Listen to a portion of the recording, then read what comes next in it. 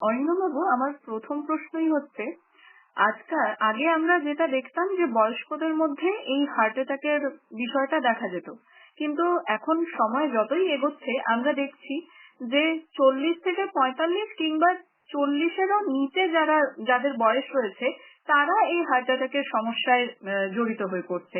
এই হার্ট অ্যাটাকের হারটা ইয়াং জেনারেশনের মধ্যে বৃদ্ধির মেইন কারণগুলো কি মনে হয় আপনার? কম বয়সে খুব একদম হেলদি লুকিং পার্সোনালিটি যারা খেলাধুলার সঙ্গে যুক্ত আছে, যারা ফিল্ম ইন্ডাস্ট্রির সঙ্গে যুক্ত আছে, তারা তো definitely they are mostly taking care of their health. তারা তো একটা জিমে যাচ্ছে, কেউ কেউ তাদের খাওয়া দাওয়ার ডায়েটের সম্বন্ধে খুব সচেতন, কারো পার্সোনাল ট্রেনার আছে। তা সত্ত্বেও কিন্তু তাদের মধ্যে এই সাডেন কার্ডিয়াক ডেথ এবং যার খুব ইম্পর্টেন্ট কারণ হচ্ছে হার্ট অ্যাটাক, তার একটা খুব হাই প্রিভ্যালেন্স আমরা লক্ষ্য করতে পারছি, তাই না? এটা কেন হচ্ছে? তার ঘুম কম, এগুলো ডেফিনেটলি প্রেসিপিটেটিং কারণ, কিন্তু তার ভিতরে যদি আমরা ঢুকি তাহলে দেখবো যে আমাদের কিন্তু আরো কিছু কারণ আছে যেগুলো আমরা চট করে নজর করি না। যেমন বলি, এই হার্টের রোগ, হার্ট অ্যাটাক হওয়ার পিছনে কিছু কারণ আছে যেগুলো নন মডিফায়াবল, আপনি চেঞ্জ করতে পারবেন না। কিছু রিস্ক ফ্যাক্টর বা কারণ আছে যেগুলো মডিফায়াবল। নন মডিফায়াবল রিস্ক ফ্যাক্টর কি বলি, যে আপনি যে একজন ছেলে আর একজন মেয়ে, একজন ছেলের হার্ট অ্যাটাক হওয়ার সম্ভাবনা বেশি। তো এটা প্রমাণিত, এটা রিসার্চে প্রমাণিত, ছেলেদের বেশি হয়। তো আপনি তো আপনার সেক্স চেঞ্জ করতে পারবেন না, তার মানে আপনি this is non modifiable risk factor. Similarly আপনার বয়স, ছেলেদের বয়স যখন 45 পেরিয়ে যায়, মেয়েদের বয়স যখন 55 পেরিয়ে যায়, age itself becomes a risk factor. তার মানে আপনার বয়স বাড়লে আপনার হার্ট অ্যাটাকের সম্ভাবনা বাড়বে। এগেন ইউ ক্যানট চেঞ্জ, কারণ আপনি তো আপনার বয়সটাকে ধরে রাখতে পারবেন না, তাই না? সেরকম আরেকটা রিস্ক ফ্যাক্টর আছে যেটা আমরা বলি জেনেটিক রিস্ক ফ্যাক্টর। জিনগত ভাবে হার্ট অ্যাটাক হওয়ার সম্ভাবনা কতটা বেশি, এটা আমরা বুঝবার চেষ্টা করি কোনো একটা ফ্যামিলিতে, whether many members of the family have been affected by young heart attack, কম বয়সে হার্ট অ্যাটাক হয়েছে কিনা। তার মানে সেটা থেকে আমরা একটা এস্টিমেট পাওয়ার চেষ্টা করি যে জিনগত ভাবে এই পেশেন্টের হার্ট অ্যাটাক হওয়ার সম্ভাবনা কতটা। ফ্যামিলিতে অনেকে থাকলে পরে সেটা চান্সটা বাড়ে। আবার কিছু কিছু জেনেটিক টেস্টও এখন অ্যাভেলেবেল হয়েছে, যেগুলো সবটা আমাদের দেশে অ্যাভেলেবেল না। এই জেনেটিক রিস্ক ফ্যাক্টরটাও কিন্তু নন মডিফায়াবল, আপনি তো আপনার জিন চেঞ্জ করতে পারবেন না, তাই না? আপনার ফ্যামিলির যদি অনেকের থাকে তাহলে আপনাকে কি করতে হবে, এই নন মডিফায়াবল রিস্ক ফ্যাক্টর গুলোর দিকে তাকিয়ে খুব একটা লাভ নেই। আপনাকে তাকাতে হবে যে মডিফায়াবল রিস্ক ফ্যাক্টর। এরকম 9টা মডিফায়াবল রিস্ক ফ্যাক্টর রয়েছে যেগুলো কিনা খুব ইম্পর্টেন্ট। সেগুলো বেশি এখনকার দিনে আমাদের কম বয়সে অনেক বেশি প্রিভ্যালেন্ট ওয়েতে দেখা যাচ্ছে, তার জন্যই কিন্তু এই সমস্যাটা এতটা বেড়েছে। তার মধ্যে খুব ইম্পর্টেন্ট হচ্ছে ডায়াবেটিস, সুগার বেশি থাকা, হাই ব্লাড প্রেশার বা রক্তচাপ বেশি থাকা, কোলেস্টেরল এমন একটা রোগ যার কোনো সিমটম থাকে না, তাই না? কোলেস্টেরল কিন্তু খুব স্ট্রং রিস্ক ফ্যাক্টর। অথচ যখন কম বয়সে আমরা বলি যে এত কম বয়সে কোলেস্টেরল বেশি, কি করবি, এখনই ওষুধ খেয়ে লাভ নেই। কিন্তু ব্যাপারটা সেরকম না। কম বয়সে কোলেস্টেরলটা তো আমরা দেখছি না, দেখলেও সেটাকে গুরুত্ব দিচ্ছি না। আপনার এলডিএল কত, লিপিড প্রোফাইল আমরা কেউ করছি না। তো এই যে কম বয়সে কোলেস্টেরলটা বেশি হয়ে থেকে যাচ্ছে, এটা না, এখন আমরা বলি যে কোলেস্টেরল ইয়ার্স, কত বছর আপনার কোলেস্টেরলটা বেশি ছিল, 1 বছর 2 বছরের ব্যাপার না, 1 মাস 2 মাসের ব্যাপার না। খুব কম বয়স থেকেই এটা কিন্তু দেখা উচিত, বিকজ ভারতীয়দের তো এটা বেশি হয়, আমরা দেখতেই পাচ্ছি প্রচুর ইন্ডিয়ান, এত কম বয়সে পৃথিবীর অন্য কোনো এথনিসিটিতে হার্ট অ্যাটাক এত বেশি হয় না, তাই না?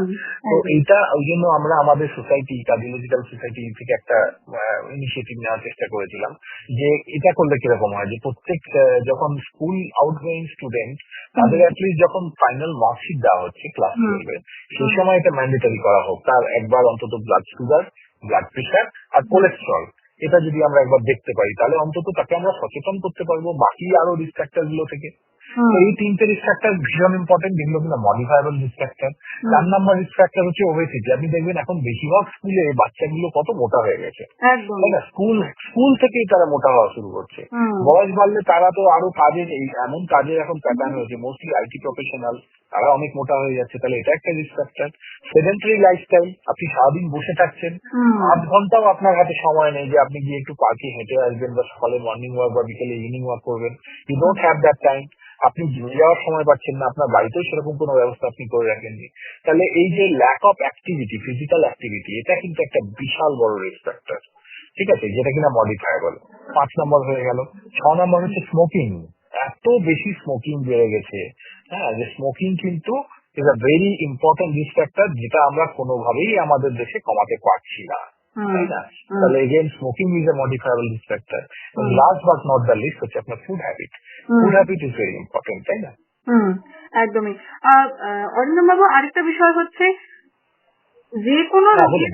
একটা সিমটম হোক বা ওয়ার্নিং সাইন হোক, সেগুলো তো থাকে। এই ক্ষেত্রে ওয়ার্নিং সাইন বলতে আমরা কি কি বুঝতে পারবো, বা কোন ধরনের ওয়ার্নিং সাইন গুলো আমরা জেনারেলি এড়িয়ে চলে যাই? এটা খুব ইম্পর্টেন্ট, কারণ এটা জানাটা দরকার। কারণ বেশিরভাগ ক্ষেত্রে আমরা দেখেছি যাদের হার্ট অ্যাটাক হচ্ছে, তাদের হার্ট অ্যাটাক হওয়ার আগে না কিছু সিগন্যাল থাকে যেগুলো আমরা ইগনোর করি। কমনেস্ট সিগন্যাল হচ্ছে আমাদের হঠাৎ একটা আনএক্সপ্লেন গ্যাস। গ্যাস হচ্ছে পেটের কাছটা জ্বালা করছে, বুকের কাছটা জ্বালা করছে, আপনি একটা প্যান্ডি কিনে খাচ্ছেন বা একটা লিকুইড অ্যান্টাসিড কিনে খেয়ে নিচ্ছেন, কিছুটা রিলিফ হচ্ছে, কখনো কখনো রিলিফ হয়তো হচ্ছে না। তাই তো এই যে গ্যাসের সিমটম, যেটা কিনা আনএক্সপ্লেন, আপনার আগে হতো না, হঠাৎ করে শুরু হয়েছে। আপনার যে বাঙালি বা আমাদের ভারতীয়দের তো গ্যাস বেশি হয়, আমরা জানি, সবই বুঝলাম। কিন্তু সব গ্যাসই কিন্তু গ্যাস নয়, তার মধ্যে অনেকগুলোই কিন্তু এই হার্ট অ্যাটাকের একটা পূর্ব লক্ষণ। বুঝতে পেরেছেন তো? তো সেক্ষেত্রে আপনার হঠাৎ করে যদি একটা আনএক্সপ্লেন গ্যাসের উদ্রেক হঠাৎ করে হলো, আপনি সেটা গুরুত্ব দিলেন না, এক্ষেত্রে কিন্তু অনেক ক্ষেত্রেই দেখেছি। কেকের এক্সাম্পল নেন, কেকে আমাদের শহরে গান করতে এসেছিল, তারও তো একটা হার্ট অ্যাটাক হয়েছিল। সে হার্ট অ্যাটাক নিয়েই গান করে গেছে, সে গ্যাসের ওষুধ খেয়েছে, তাকে সেভাবে অ্যাডভাইস দেওয়ারও কেউ ছিল না। তো এইটা কিন্তু খালি যে কেকের ক্ষেত্রে হচ্ছে সেরকম না, এটা অনেক অনেক লোকের ক্ষেত্রে হচ্ছে, যেখানে আমরা এটাকে ইগনোর করে দিচ্ছি। তো এটা খুব ইম্পর্টেন্ট গ্যাসের সিগন্যাল। আর খুব ইম্পর্টেন্ট সিগন্যাল হচ্ছে যে আপনার